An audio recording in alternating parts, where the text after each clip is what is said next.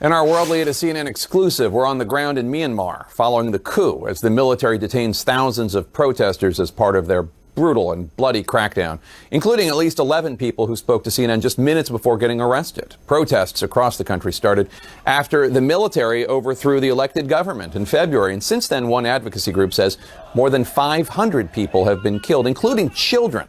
The military cut off internet access and no international journalist has been allowed into the country until now. CNN's Clarissa Ward is live for us in Myanmar with the permission of the military. They're escorting the team on the ground. Clarissa, explain why it's so important that you're there.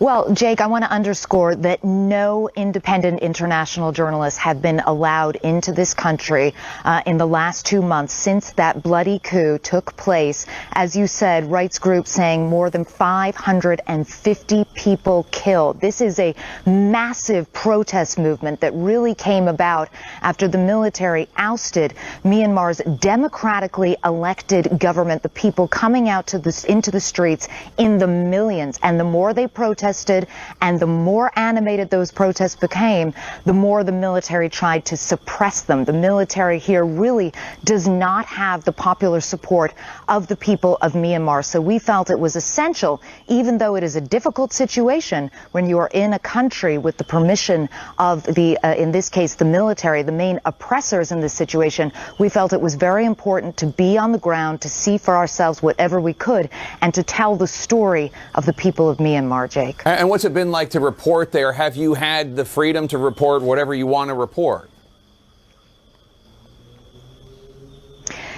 So we've had the freedom to report what we want to report. As you can tell right now, we're going live to you from here in Myanmar. We are, though, very controlled in terms of how we can move around, who we can talk to. I'm here in a military compound. We wanted to stay in a hotel, and we were told simply that that was not possible. Every single place we go to, we go with a huge amount of security. We have minders following our every move. They're constantly filming on their iPhones every conversation we have. And those conversations, by the way, are really limited because we haven't had a huge amount of access to ordinary people from Myanmar. And I just want to give you a little bit of a sense, if I can get this clip up, of what it's like trying to report here. Take a look. What's this poster here? We see "We support CRPH." Okay. With the three-finger salute. Okay. That's from people who are against the military. Is that saying that the people in this area are against the military? Yeah. Maybe not sure, because some demonstrators go around the Yangon and shouted demonstration. Can we maybe talk to some of the people? Can we ask them? Not sure, because this country is security. I'm not sure, because I just for interpretation. Your samples. Okay. I'm wondering, there's some people over there. Maybe we could go and talk to them. Oh, okay. So the security force told me we shouldn't stay for a long time here for our security. For our security. Yes. Gives you a sense of the intense level of security with us. 1, 2, 3. Another 3 over there. 6 trucks full of soldiers accompanying our every move. And I talked there about that three-finger salute, the so-called Hunger Games salute. This gesture has become the symbol, really, of resistance against the military coup. And even when we were out on the streets with all that military people around us, with all those minders around us, people would come up at any available opportunity and flash that salute at our camera. They want the world to know what they are going through, and they want more people out there telling their story, Jake. Clarissa, why would the military let you in? Well, the military has its side of the story, too, and up until now, they've been largely tight-lipped about what that is. Essentially, what they want the world to know is that the protesters have become much more violent. The protesters are using Molotov cocktails. They're using slingshots, which, again, is no match for the assault rifles that the Myanmar military is using.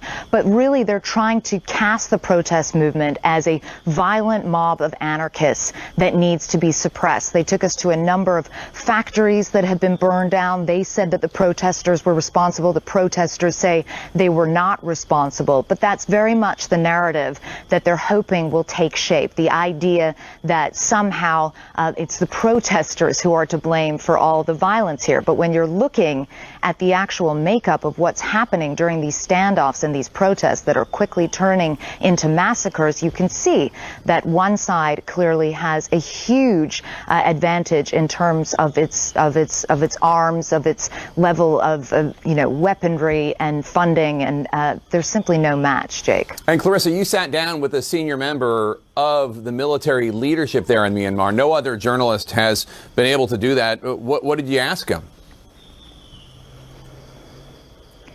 Well, we had a lot of things to ask him, and it was a pretty uncomfortable interview, to be honest. We wanted particularly to drill down on the number of innocent civilians who have been killed. More than 550 protesters, pro-democracy protesters, most of them unarmed, among them 44 children, Jake. That's according to the United Nations. So we really wanted to get some sense of how on earth the military could justify this. We went to him specifically at one point with a very specific piece of video that shows a young activist being killed in cold blood, to give him a sense to explain how on earth such a brutal killing could possibly be justified. Take a look.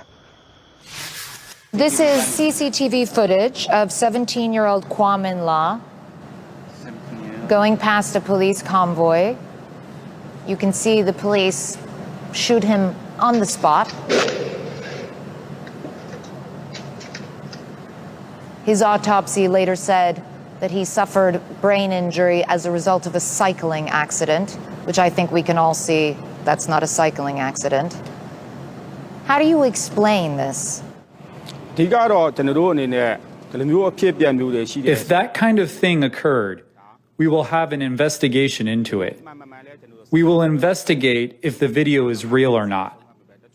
There may be some videos which look suspicious, but our forces do not have any intention to shoot innocent people. We will investigate if it's real or not.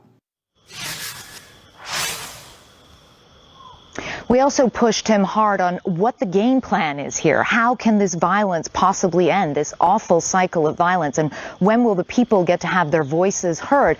He said that the military's plan has always been to allow for another round of elections sometime in either the next year or possibly up to 2 years. But it's really important to underscore here, Jake, that nobody here on the ground really believes that, because the whole reason that this coup took place in the first place is that there were free and fair elections back in November. There were independent election monitors there who did not see any problems in terms of fraud or any significant problems.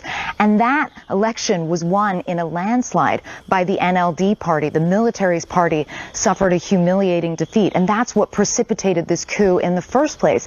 So I think people are very unwilling to believe the idea that there will be another round of free and fair elections, and that their candidate, their choice, who is right now under arrest in prison, Aung San Suu Kyi, will be allowed to become president if she did indeed win again. Or, frankly, no one believes that she will be allowed to run again because she is facing these trumped-up charges, Jake. And Clarissa, tell us about the people who talked to you and then were subsequently arrested. You know, Jake, this is always your worst nightmare as a journalist, right? We finally were able to negotiate access to a public space, not a controversial space. It was a space that the military actually picked. But the minute we got to this market and were just shooting video of people going about their daily business, once they saw their cameras and they knew that CNN was in town and they had been writing a lot about it on social media, a lot of people came up to us. They flashed that three-finger Hunger Games salute I told you about. They talked about wanting justice. They talked about wanting democracy. They talked about wanting freedom. More than that, so many of them talked about how frightened they are, Jake. Soldiers coming into their neighborhoods every single night, dragging dead bodies away.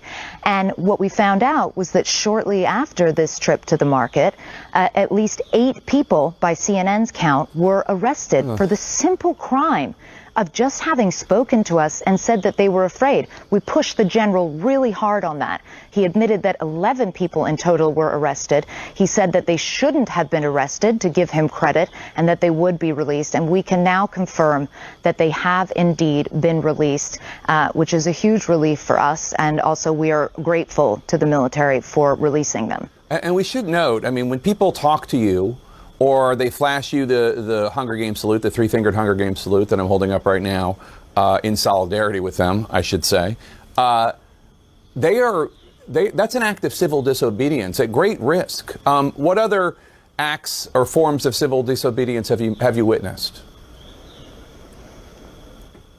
Well, this is just it. The military is trying to control the country through brute force, but what they can't do is make people work, for example. So there's a huge civil disobedience movement. Most of the country's workers are striking. They're not going to work, whether it's ministries, whether it's banks. You go by the banks here, there's long, long lines outside of every single bank. That means that the economy is grinding to a halt. There's garbage in the streets. It's very difficult for the military to kind of keep up with this charade that this is a functioning society now. As long as people refuse to work, as long as you don't have the support of your own populace, and let's be very clear here, we have seen absolutely no evidence that the military has any real popular support here in Myanmar. And as long as that continues, even if you are shooting at unarmed protesters, even if you are killing children, it becomes very difficult and challenging to actually run a country, Jake.